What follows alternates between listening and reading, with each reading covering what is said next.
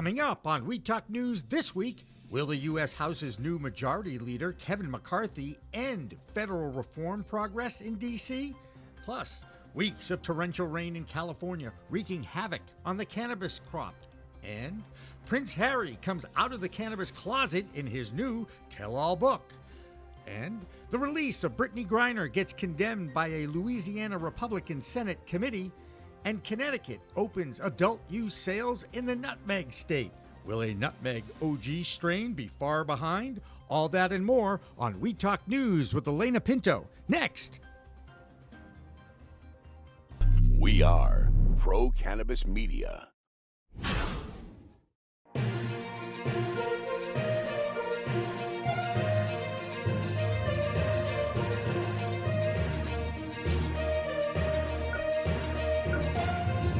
Hi, everyone. I'm Elena Pinto, and welcome to this week's Weed Talk News. There's a new sheriff in town on the House floor, and his name is Kevin McCarthy.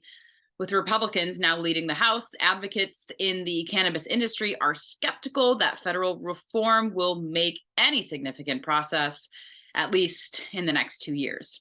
The House Speaker vote alone may have been a signal of the chaos that's to come in Congress.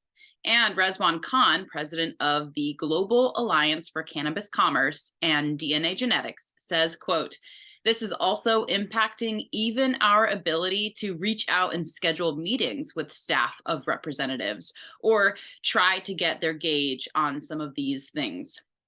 Not a hopeful omen for the start of the 118th Congress when it comes to cannabis.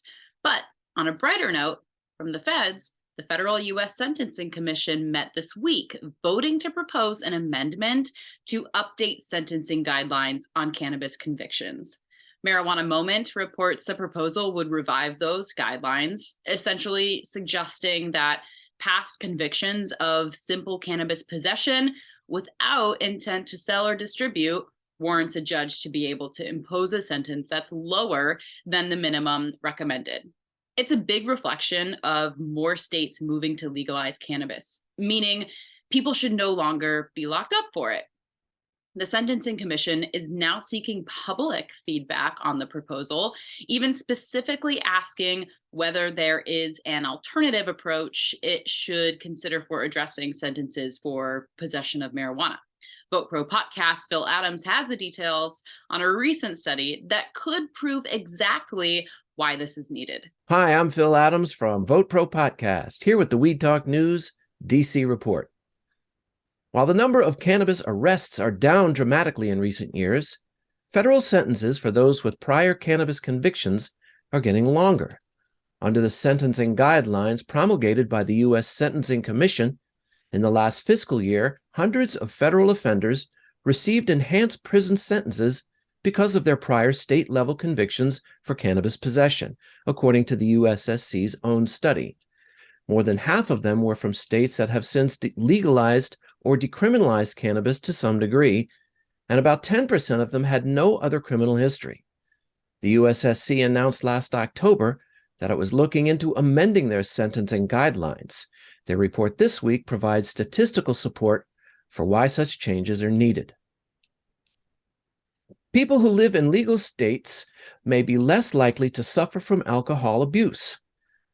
According to a study funded by the National Institutes of Health and published in the journal Psychological Medicine, researchers found a lower rate of alcohol use disorder in states where recreational cannabis is legal compared to states where it remains illegal. While the study found no significant differences in overall alcohol consumption, those living in legal states were, quote, less likely to risk harm while under the influence of alcohol. The study looked at 240 pairs of twins, where one lived in a legal state and the other did not. On average, the twin living in the state where recreational use is legal consumed cannabis more often and had fewer AUD symptoms than their counterpart in the non-recreational state. The authors caution that the data do not imply that using cannabis is without its risks and that it, quote, merits additional investigation. That's the Weed Talk News DC report for this week. I'm Phil Adams from Vote Pro Podcast. Doors are now open in Connecticut for adult use sales. Only 13 companies were licensed to take part in day one sales, mostly multi-state operators, so hopefully more local businesses will get in on the action soon, as sales are expected to hit $300 million in the first year alone. And speaking of all that money from weed sales, where does all the revenue from those taxes go? Well, that depends on which state you live in. And in the Garden State, cannabis regulators want the public to weigh in on where the green should go. Jill Goldsberry has the details in the New Jersey report. Hey everyone, welcome to Weed Talk News New Jersey. I'm Jill Goldsberry, and here's what's going on in cannabis this week. If you're a resident of New Jersey who's wanted to chime in on where the tax dollars go, now you finally have a chance. And here's how. The Cannabis Regulatory Commission is looking for feedback from New Jersey residents this month.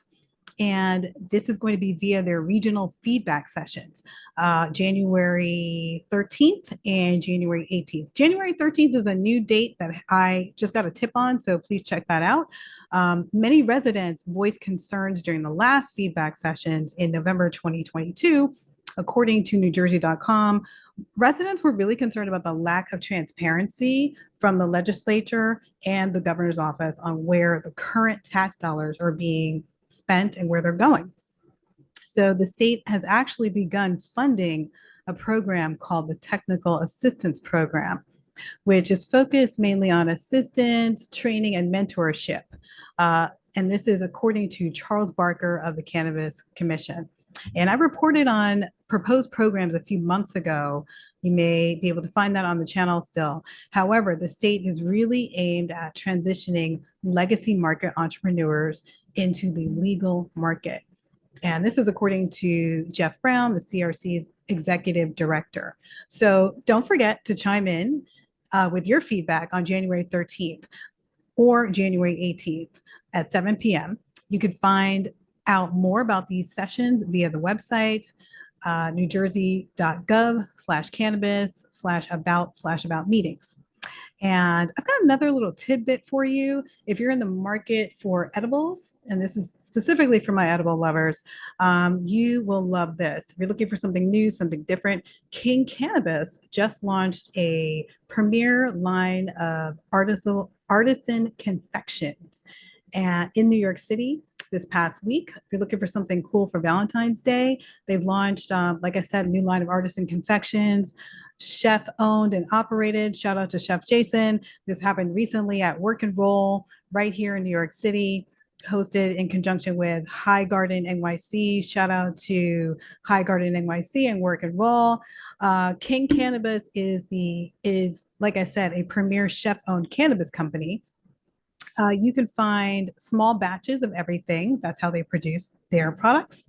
They're very specific about clean ingredients as well. What we found that was chocolate and delicious were chocolate confections that were dosed out at about 50 milligrams. So you could find milk chocolate and dark chocolate. And if that's too much for you, we also found a selection of gummies as well. And they range from anywhere from 2 to 50 milligrams. So there literally is something for everyone. If you want to find out where they're sold at now in our area, go to kingcannabisroc.com and check them out for more information. That's all for Weed Talk News New Jersey. I'm Jill Goldsberry. Thanks for watching. Prince Harry's tell-all memoir, Spare, hit bookshelves this week. And among the chaotic details of his brotherly beef that have come to light, the Duke of Sussex has also revealed his experiences with intoxicating substances, specifically trying cocaine and cannabis as a teen, and even tripping on mushrooms later in his adult life. Some speculate he should have been denied a U.S. visa for openly admitting to those experiences. But could the UK be turning a new leaf when it comes to drug offenses? Our European correspondent, Lex Pelger, reports. I'm Lex Pelger from White Whale Creations with this week's European Cannabis Report for Weed Talk News. In the UK, the police are changing their tactics. Thanks to a decision by the National Police Chiefs Council, now when someone is caught with cannabis or cocaine for the first time, they will not be prosecuted. Instead, they will be offered education or treatment programs. The offender would then have no criminal record as long as they finish their program. This approach is already in place in 14 of the 43 police districts, but now it is officially being applied nationwide. This public health approach from the police is at odds with the government's current white paper, which favors a 3 strikes and you're out approach called swift, certain, tough. In Italy, to supply the 1,500 kilograms of cannabis required each year for their medical cannabis program, they have called in the army.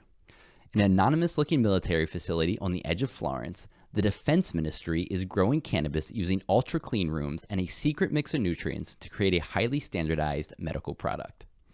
With about 600 plants and 6 harvests a year, the operation produced 300 kilograms in 2022, and they plan to ramp up production. This collaboration makes sense because the Italian military has a history of producing orphan drugs for rare disorders and has the capabilities to protect this grow operation.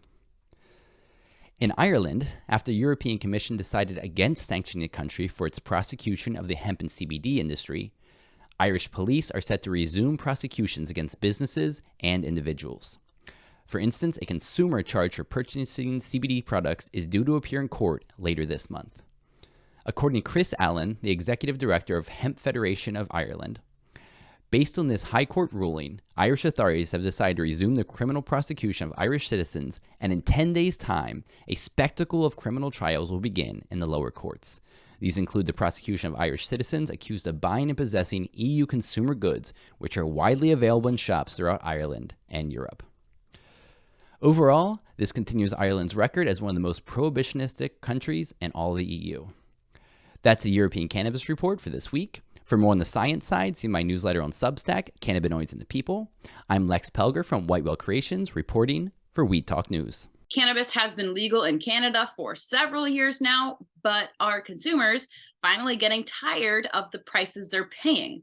Our Canadian correspondent, Debbie Facey, has that story, plus the plans for a British Columbia dispensary that are going up in smoke. Hi, this is Debbie Facey, your Canadian correspondent, with your toke of the week.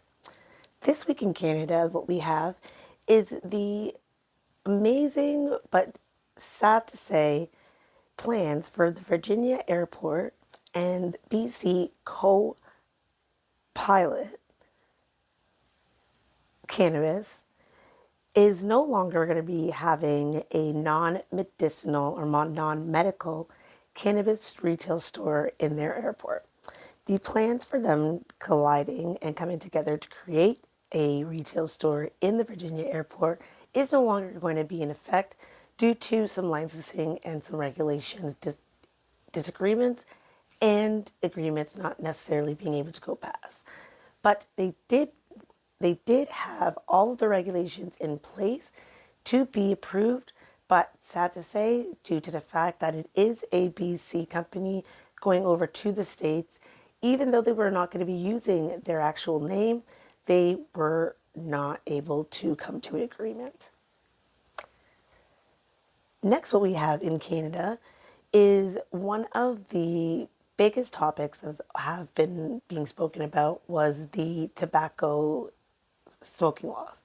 And it was all about converting people that had smoking tobacco, such as cigarettes, and seeing the conversion rate when it came to vaping.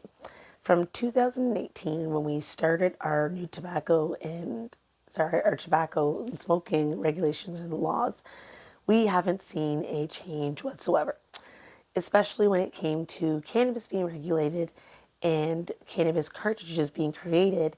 It has enhanced, but it is basically, I almost want to say, evened out the scale when it came to smokers that actually smoked cigarettes and people that actually had vaped. Last but not least is the amazing and sad to say topic that we all probably discuss throughout the world when it comes to cannabis is the cost. Cannabis in Canada has been rising, and we have been having a weird influx when it comes to the margins due to the LPs being able to, not to say, but being able to create their own pricing.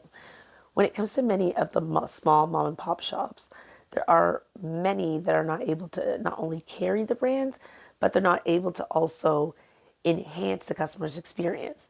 That has become a problem. With that being said as well, it is also diving into many people's pockets when it comes to medical patients and non-medical patients, due to the fact that it is becoming something that is pricey. With stores being able to create their own pricing when it comes to their cannabis and not necessarily having to abide by a certain price margin at this point in time, it has and will be still creating that havocness when it comes to being able to afford our medicine. This is Debbie Facey from We Talk News, your Canadian correspondent with this week's toke. Back in the US, the South could be rising or at least getting higher. This week, Representative Bob Freeman of Nashville introduced the Free All Cannabis for Tennesseans Act. The bill would task the Department of Agriculture with creating and handling a structure for cultivating, processing, and the sale of cannabis, which would be big news for any state in that region. We'll keep our eyes on its progress. And hopes are high for legal cannabis in Hawaii, too. With a newly elected governor at the helm, lawmakers say they are ready to talk reform, even preparing a task force to finalize their plans and recommendations. Advocates on the Big Island say they expect an active legislation session with hopes that legalize the plant and clear records. Traveling over to the mainland, the negative impact of no banking protections may be rearing its ugly head as a financial institution goes dark on its customers. Marianne Kersagi has that story and more in our Oregon report. I'm Marianne from Alibi Cannabis with this week's Oregon Cannabis Report for Weed Talk News. More news about dispensaries owing large sums to their suppliers this week. Willamette Week is reporting that edibles company Drops is suing La Moda for almost $400,000 in past due bills. La Moda has over 20 dispensaries across the state. Also, Left Coast Financial Solutions has left customers high and dry. They were a local banking solutions provider. A number of customers report that they don't have access to their funds, and the company has not responded to requests from reporters. Finally, some hopeful news. According to Orca, average wholesale prices are up ever so slightly over last week. The price of indoor flower is mostly holding steady, while greenhouse has been trending slightly upwards. Hopefully, these trends indicate that the market has bottomed out and there's hope for improving prices. That'll do it for the Oregon Report this week. I'm Marianne with Alibi for We Talk News. Sticking with the Pacific Northwest, our new correspondent, Matt Friedlander, is the CEO of Skagit Organics. He reports from Washington State. Hello, everyone. My name is Matthew Friedlander, coming to you from the owner's office here at Skagit Organics with the Washington State Cannabis Report for We Talk News. This was a big week for cannabis news out of Washington State as we started our legislative session on January 9th. There is a lot on the docket, so let's get started. The first bill is concerning the employment of individuals who lawfully consume cannabis. This bill would make it illegal for any employer to discriminate against someone for their cannabis use off the job and away from the workplace. The second bill is considered a trigger bill concerning interstate commerce and allows the state to start forming a plan to create rules allowing Washington State cannabis businesses access to markets in other states once the federal government legalizes or deschedulizes cannabis. The third bill aims to expand and improve Washington's social equity cannabis program. Washington is still playing catch up on this issue, and this bill would give the LCB authority to issue new equity licenses based on population and census data. There is a lot of hope in the industry this year that some of these legacy problems from 2015 will finally be addressed, and we were happy to see the Cannabis Alliance, Washington's most influential cannabis trade group, was at the Capitol providing testimony, leading a coalition of cannabis trade groups in an effort to provide a unified message from the industry. Next week, we will update you on any new proposed cannabis legislation. But with that, we're going to have to roll up this Washington State Cannabis Report. I'm Matthew Friedlander with Skagit Organics, reporting for We Talk News. Don't forget to like, share, and subscribe. Despite the financial woes of the cannabis industry, there are still those that seem to thrive. For a look at the latest earnings from industry giant Tilray, here's Deborah Borchardt with the Green Market Report. I'm Deborah Borchardt, and this is the business update from the Green Market Report for Weed Talk News. Earnings are just beginning to trickle out. Tilray Brands reported revenues fell 7% in the fiscal second quarter to $144 million. That's down from last year's $155 million, and it also dropped from the previous quarter. They also delivered a net loss of $67 million versus last year's net income of $5.7 million. Organigram Holdings had a better quarter. They reported net revenue of $43.3 million. That's up 43% from last year. They also beat analyst estimates, and Organigram posted a net income of $6.1 million versus a net loss of $1.3 million for the same time period last year. In state news, Maine's adult use cannabis sales almost doubled from 2021 to 2022. The state sold $159 million of cannabis last year, and that was up from $82 million in 2021. Recreational sales in Illinois also finished strong in 2022 with more than $1.5 billion in sales. That's up 13% from 2021, and total sales in December were the highest of any month at $143.9 million.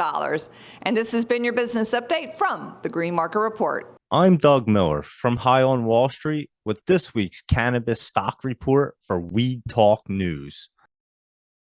When I'm not following this cannabis stocks, I'm scanning the market to find the next stock that's going to pop, as I did this week with Party City, stock ticker PRTY. I even mentioned it was about to have a party, and boom, 24 hours later, it ran 222% plus profit.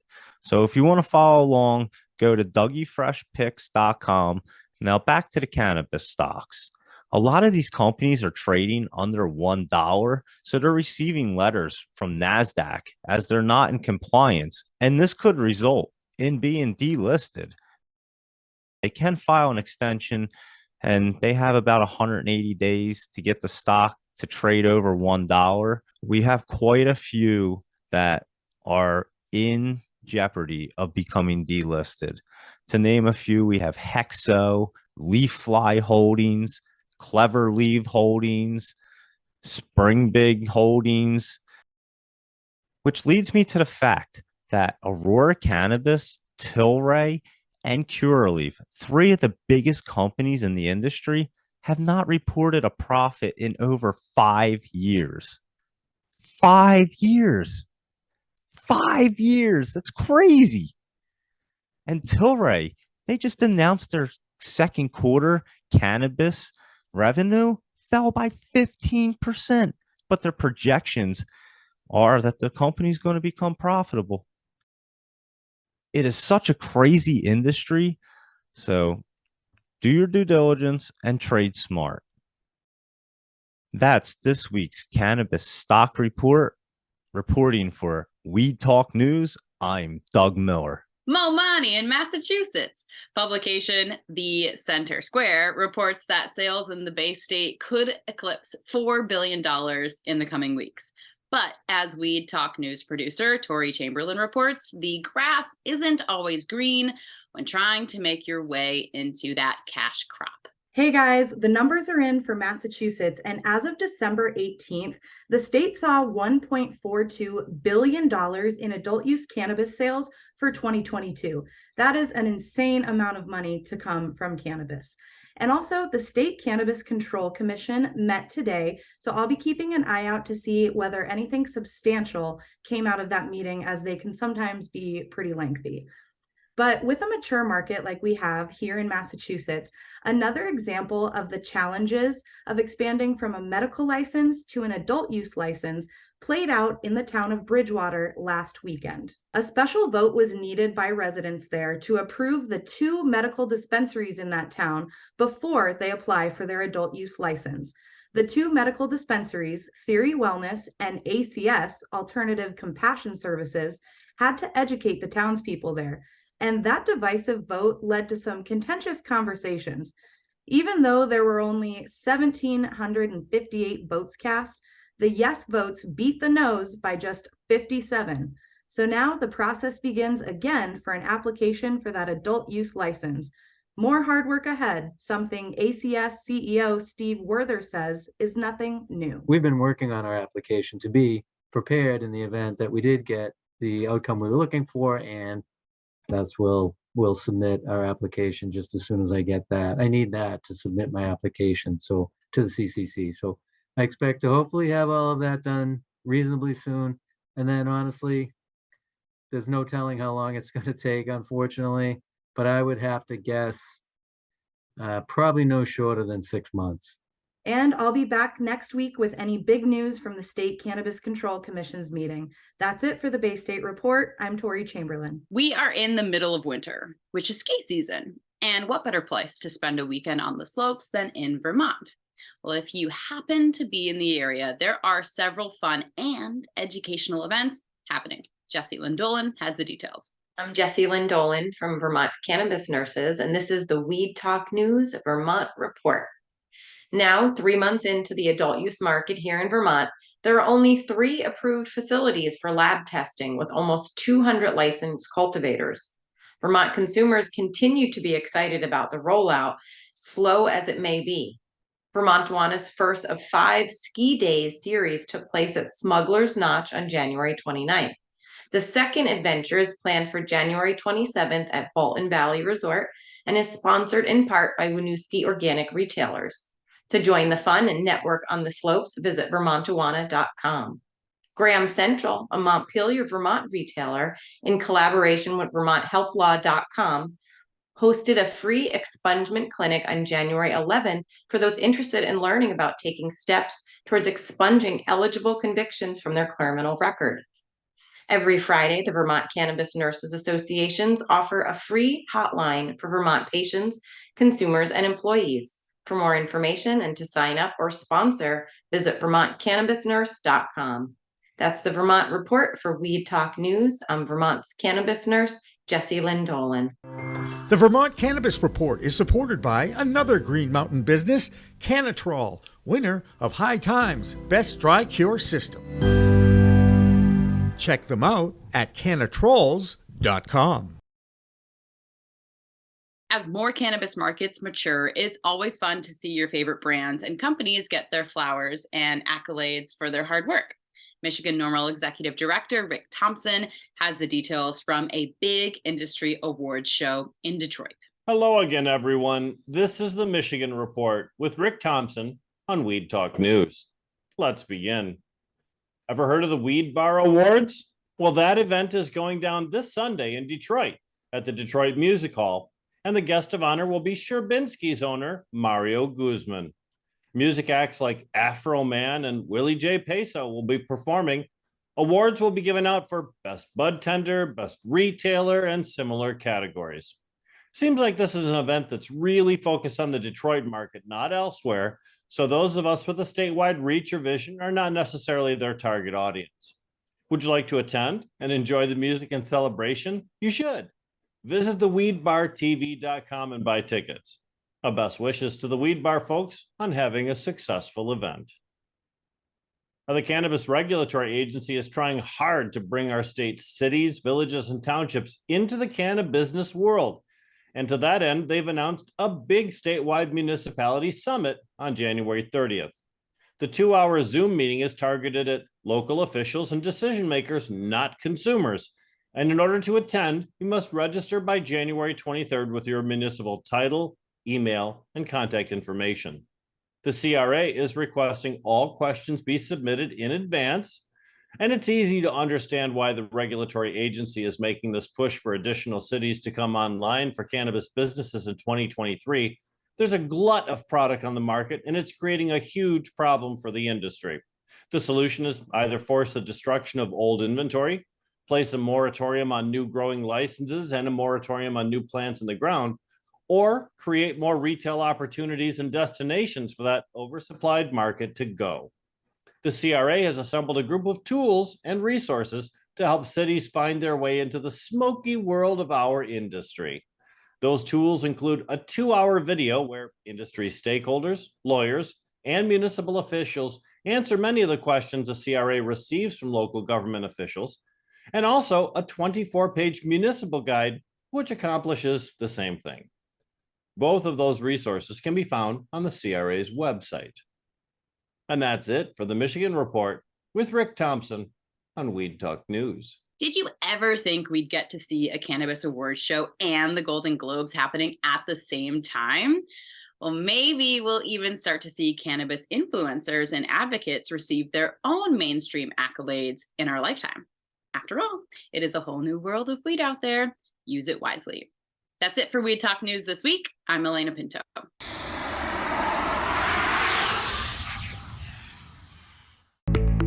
It's a whole new world of weed out there, isn't it?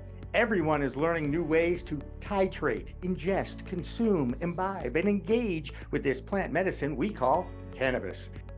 Hi, I'm Jimmy Young, the founder of Pro Cannabis Media and the host of In the Weeds, and once in a while, the really live business cannabis talk show we call Green Rush on Friday afternoons from 4 p.m. to 6 p.m. Eastern.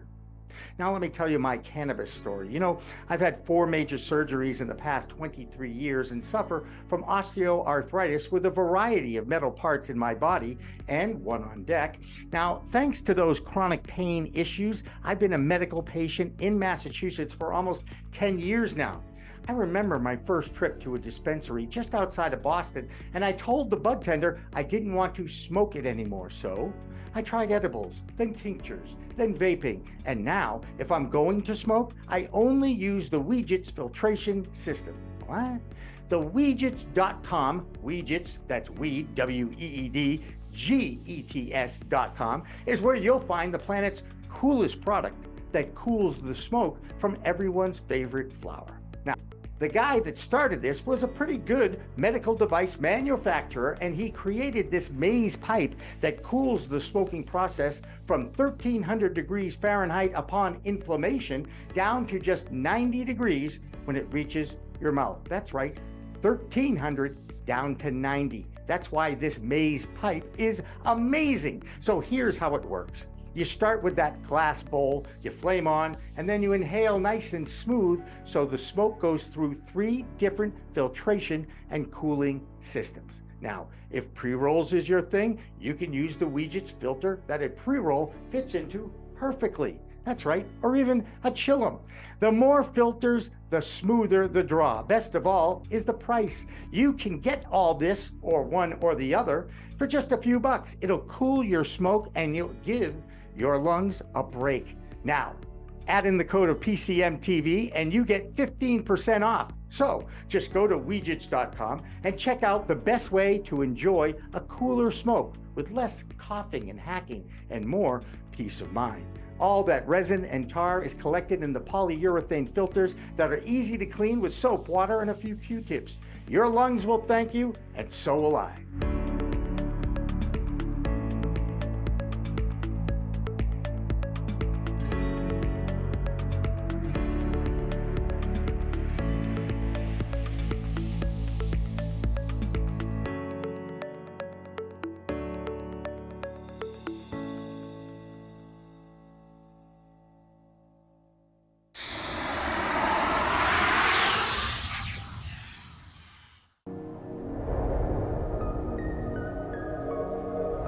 Which at first I thought, oh, I don't know if I'm an activist, but I have, held a bullhorn on the State House steps. I have frequently testified before the Cannabis Control Commission in the state legislature, and I'm not, shy about criticizing where I see, mistakes being made. So yeah, I think that's what differentiates me, just an appreciation for the plant. And then also I'm a cannabis entrepreneur myself. I've started businesses, so I've lived that entrepreneurial journey. I know how hard it is. It is absolutely a marathon, not a sprint. So I think that, I'm in the game, not just on the sidelines.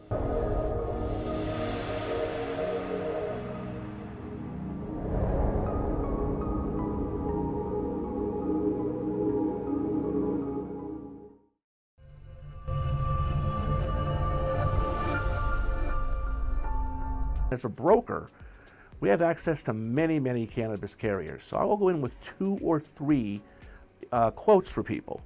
The quotes might be $20,000 for one, $22,000 for another, $17,500 for another. Pretty close among the 3.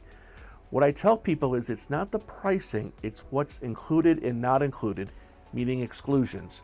An exclusion in layman's terms is just something that's not included. It's not on the menu. So it's just not included. But if you don't know that, if no one shows you that on page 71 of a 150-page policy, you're not going to know. No one knows. I never met one person that says they read an insurance policy. If you do, I got some property in Florida for you.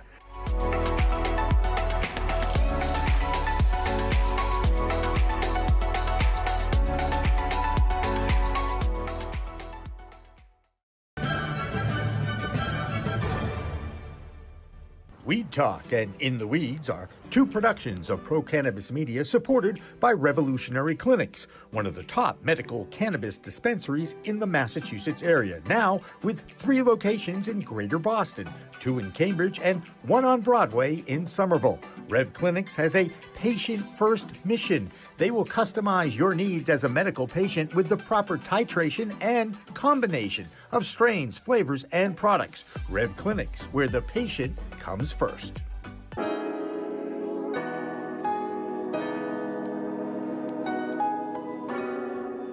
So the reality of the matter is, big banks and small banks are going to be different in a lot of ways. And they're both going to have their advantages and disadvantages. For a business like cannabis, you really have to have an integral knowledge of that business and a real granular knowledge of that business and the players involved in it. And that's why if you look at the banks that are successful to play in this space in Massachusetts, they are smaller banks that are very heavy, intensified personal touch, human communication, where you don't get a lot of that with the bigger banks.